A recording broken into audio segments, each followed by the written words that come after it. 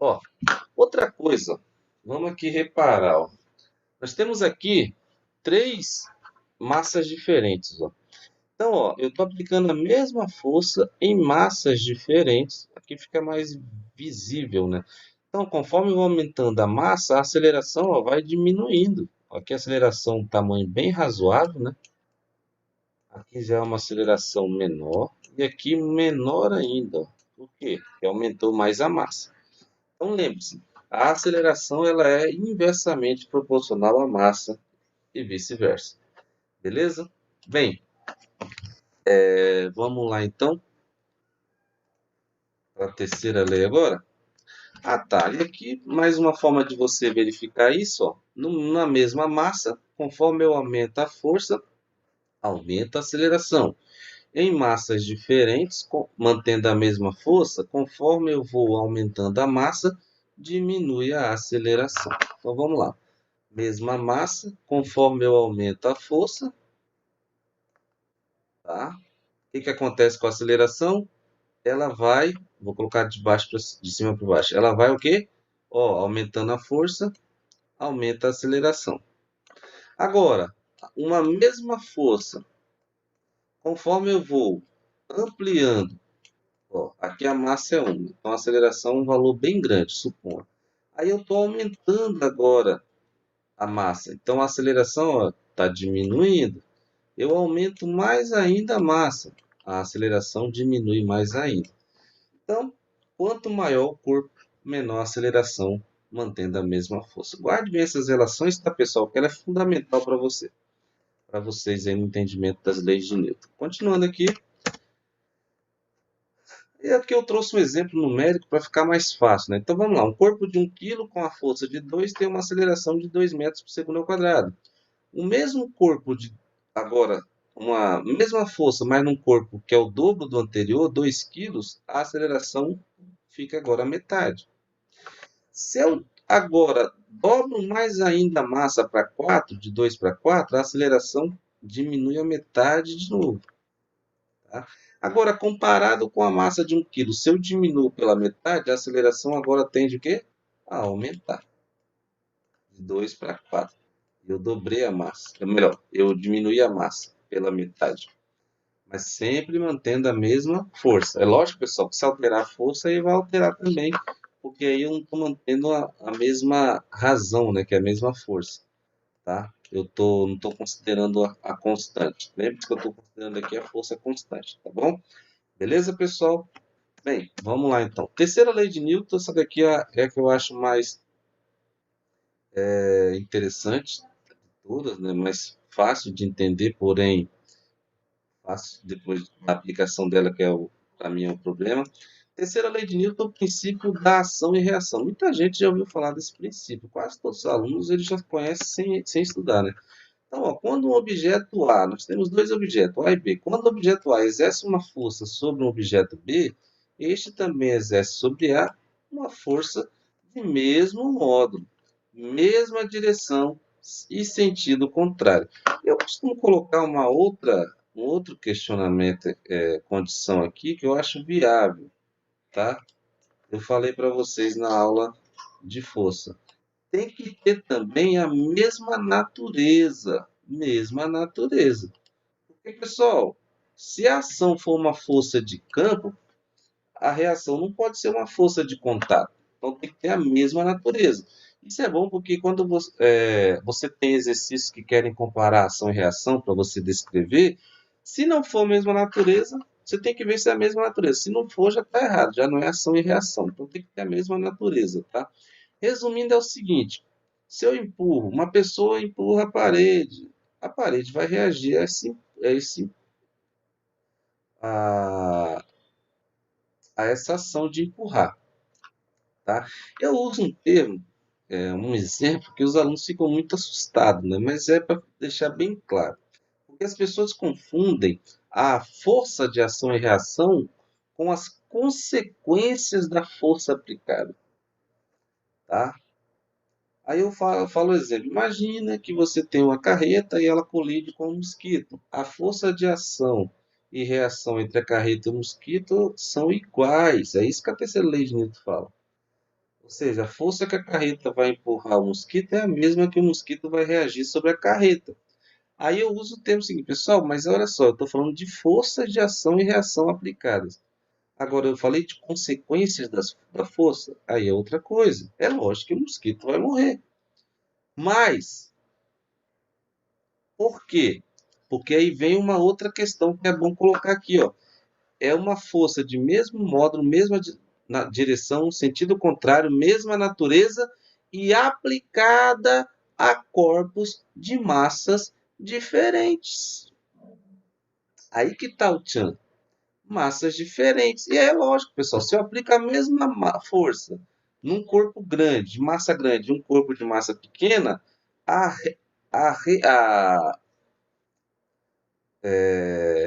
o resultado da aplicação dessas forças vão ser diferentes em cada corpo. O corpo que tem mais massa vai sofrer menos com a aplicação dessa força. É aí que está o ponto. Então tome muito cuidado, pessoal, com relação a isso. Lembre-se que além de serem aplicadas a mesma força, de serem aplicadas a mesma força, na mesma direção, o que quer dizer a mesma direção? Se a ação é na horizontal, a reação também tem que ser na horizontal. Se a ação é na vertical, a reação tem que ser na vertical, tá? Então, por quê? Mesma direção. Agora, o sentido, ó, contrário. Se é para cima, a reação tem que ser para baixo. Se a ação é para a direita, a reação tem que ser para a esquerda. Mesma natureza, como eu falei. Agora, aplicada a corpos de massa diferentes. Lógico, aplicando duas forças iguais em massas diferentes, as consequências serão diferentes. Cada um vai ter uma consequência relacionada a essa força, não vai ser igual por causa da massa que não é a mesma. Cuidado com isso, lembre-se bem desse conceito. Bem, e aí trouxe algum exemplo. O rapaz vai aqui atirar, ó, e aí o que vai acontecer? Ação e reação.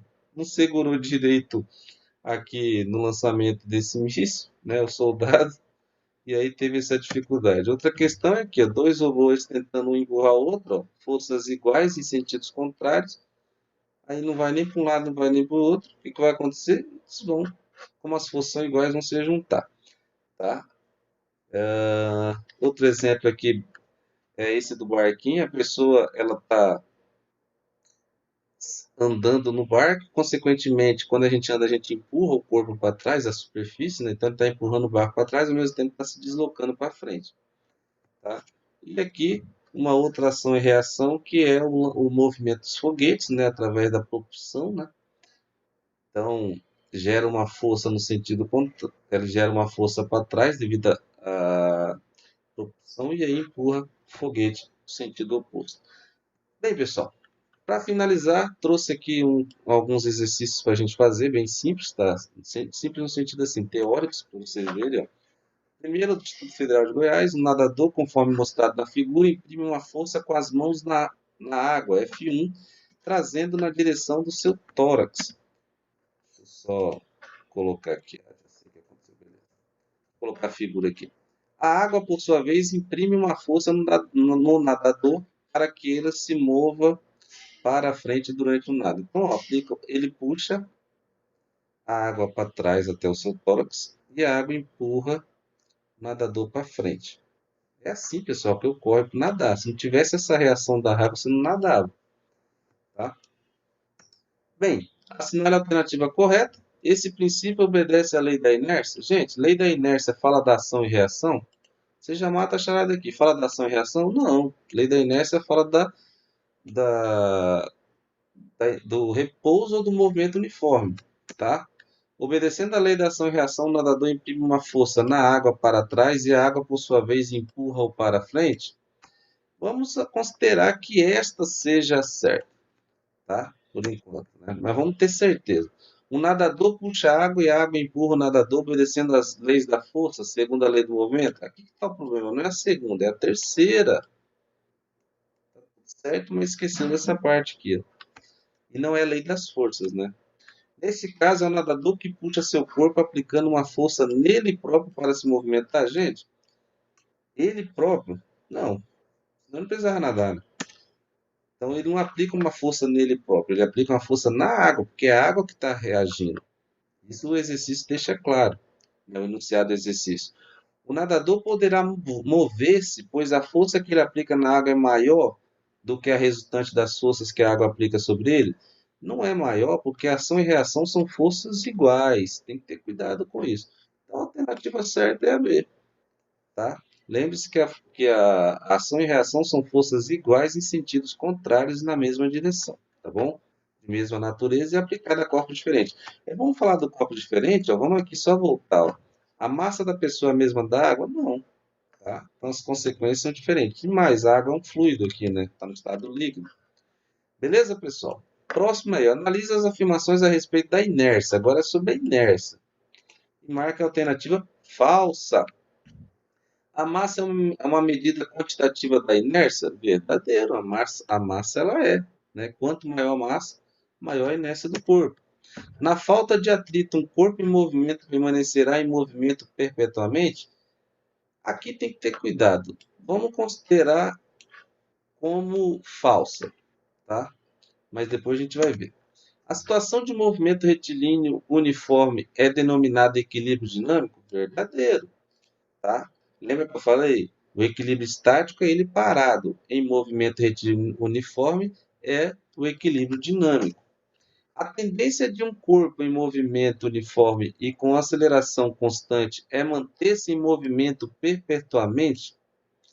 Pessoal, tá aqui, ó. Aceleração constante, movimento perpétuo. Pessoal, o movimento perpétuo ele vai ocorrer na lei da inércia, que é com velocidade constante. E mais, não é só com velocidade constante, é com aceleração nula. E aqui está dizendo aceleração constante. Então essa é falsa. Essa é falsa.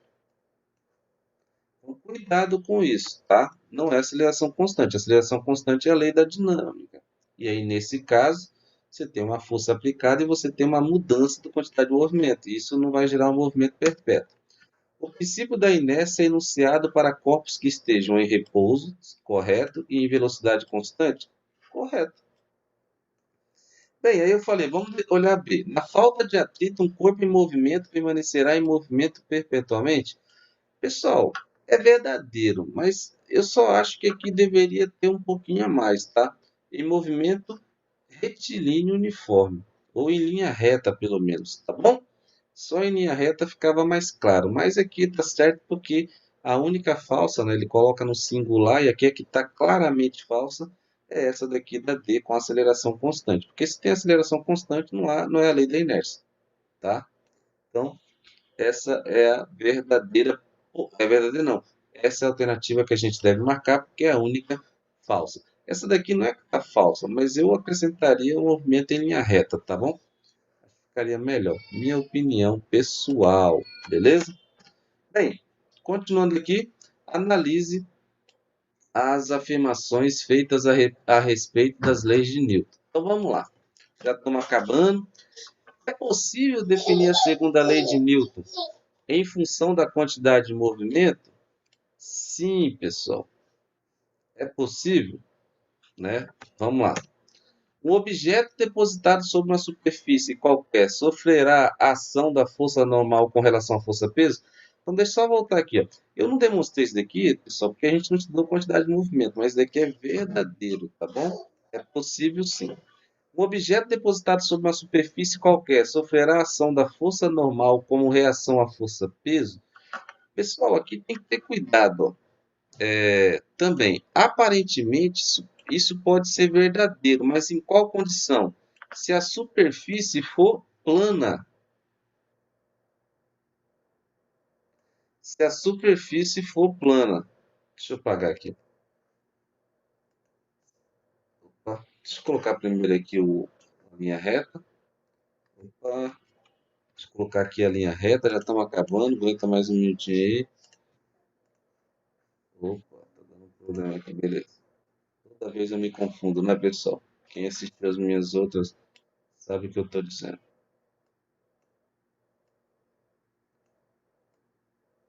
Beleza. Então vamos lá. Nossa, ficou torta aqui. Ficou torta. Agora sim.